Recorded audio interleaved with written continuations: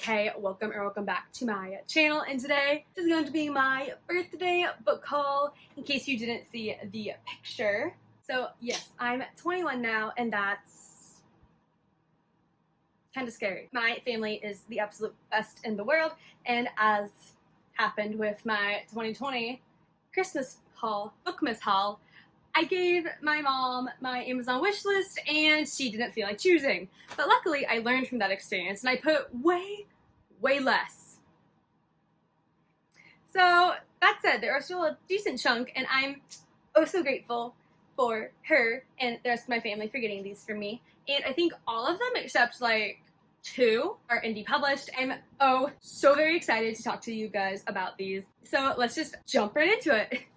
First of all, I'm going to do the 2 traditionally published books on here, and I'm going to do the only book on here that's not fantasy or fantasy romance, and that is Dark Matter by Billy Crouch. And this book was also put on my 12 recommendations by 12 friends challenge, and I'm sure all of you remember that. It was going around like crazy at the beginning of this year, but this is one of them that was put on this list, and I don't remember who I first heard about this book from, but it sounds so fun. So essentially it's about this man who wakes up one day and he's living a life that's not his own. His wife is different, his kids are different, the world as he knows it is different, and it's a sci-fi thriller, so I don't really want to read too much more about what's going on in this book, but it sounds right up my alley. It sounds like high stakes and a lot of fun to read, and I feel like I'm going to be immersed in this world. And I just heard some really amazing things from a bunch of booktubers whose reading taste I align with, so I'm super excited to be able to jump into this as soon as possible. And as for the second traditionally published book, it is falling into line with the fantasy romance theme of my birthday book haul,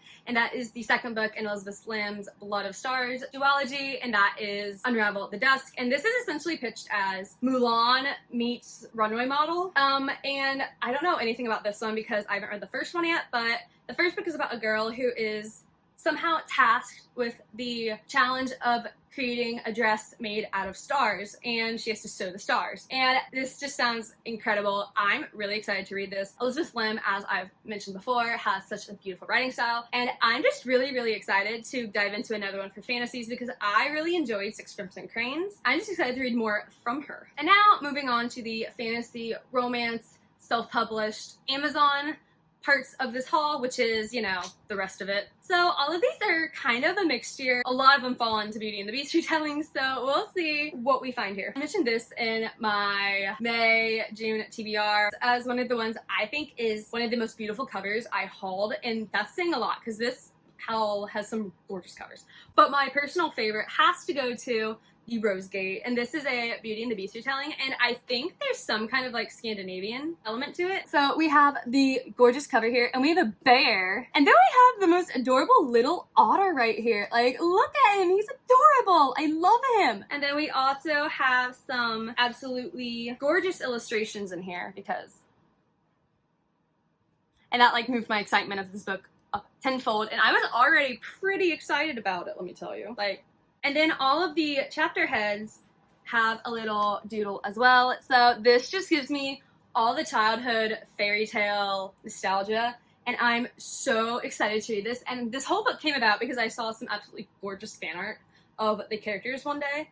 And yeah, next thing I knew, it was on my TBR, as one does. So this is about a girl from our world. She's a college girl, and she somehow crosses the dimension, a portal into the world of Fae. When she crosses this portal, she is surrounded by wolves, and she is rescued by a grizzly bear who turns out to be a cursed Fae prince. So trapped by wolves at the prince's home in Fairy, she tries to unravel the mystery behind the prince's scars. And I think it's going to go like the typical Beauty and the Beast retelling route, but I'm really excited about this because it just seems like so much fun. But not gonna lie, those illustrations are really what is making me so excited for this book, and I just love the twist of it being a bear. Next up, we have a book I had never heard of before, but then Ashley from over at Frolic and Fiction, who as we know gives me most of my retelling and myth recommendations, but I saw this off her channel and she had bought it and she really enjoyed it, so I added it to my TBR as well, and that is Opposite Ends of the Sea. And it's a Fae opposite courts Romeo and Juliet retelling, except for the fact that it's a Romeo and Juliet retelling with a better ending.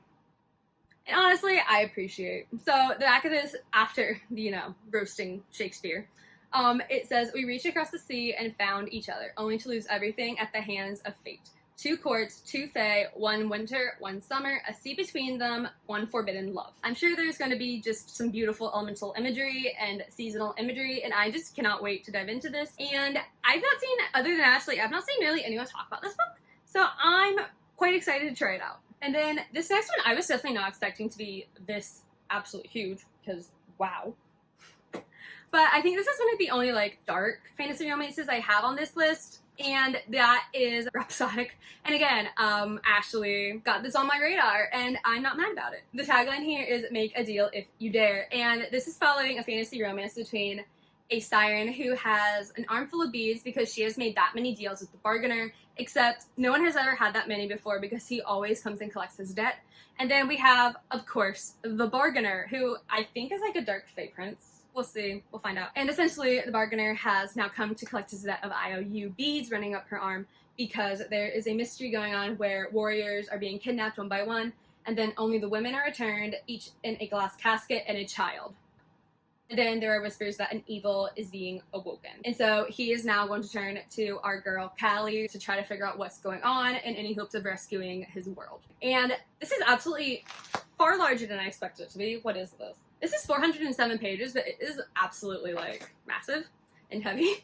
But I'm absolutely thrilled to be able to read this as soon as possible because I think I'm going to absolutely devour it. And then next up, and then I think this is the book that has been on my TBR the least amount of time. It's the most recent edition because I saw it one day and I was like, elemental magic plus fantasy romance, I'm in.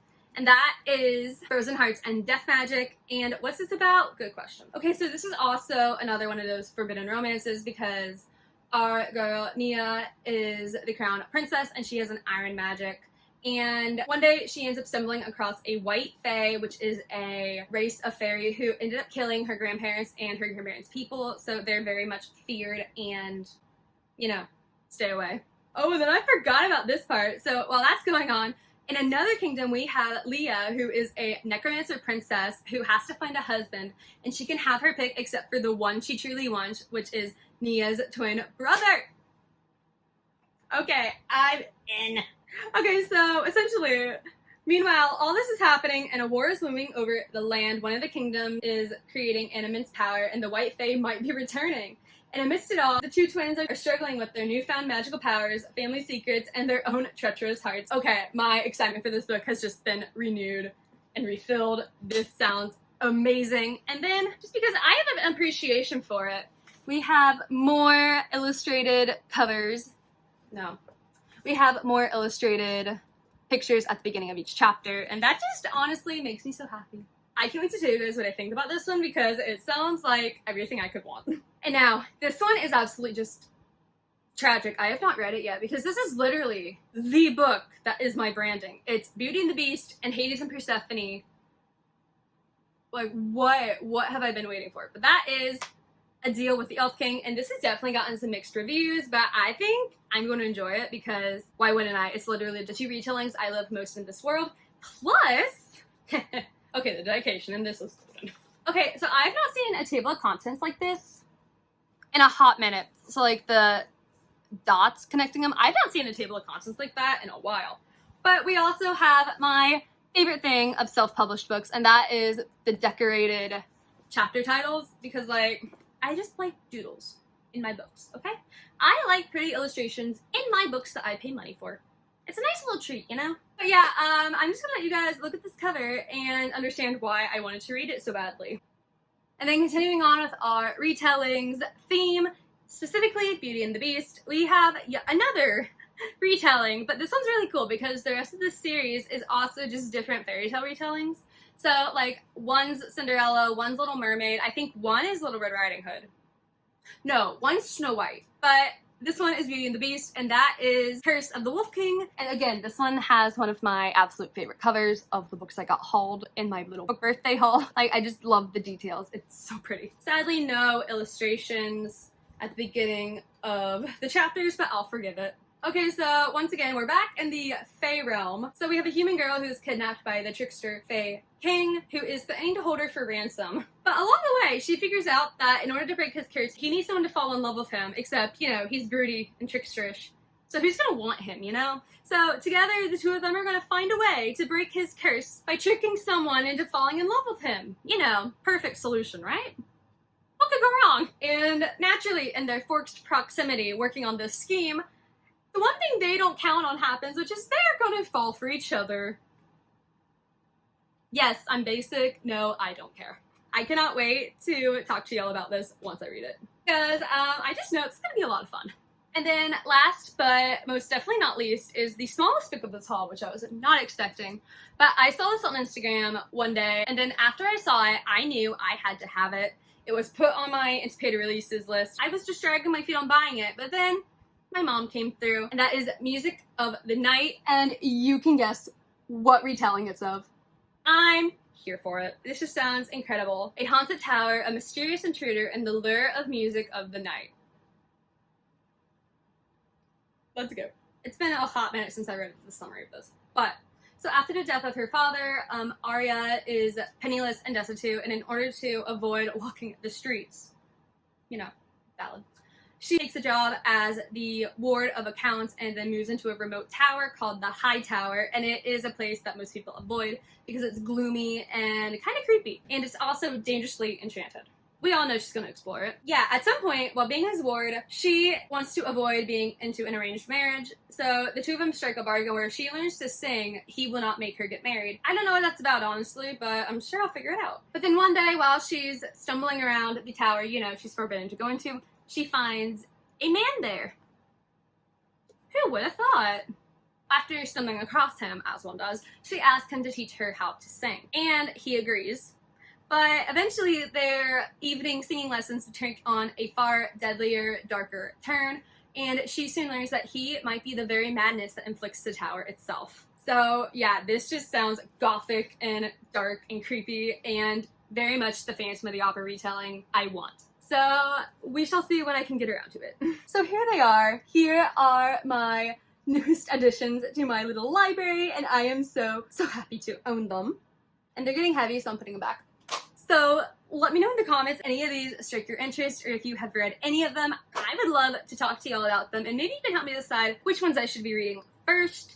So yeah, help me out, because they all sound so good. And if you like this video, please consider sticking around by subscribing or just liking this video to help my little bookish corner of the world out. And if you want to find me outside, my social medias are going to be linked below. And until next time, I'm Kay. Bye.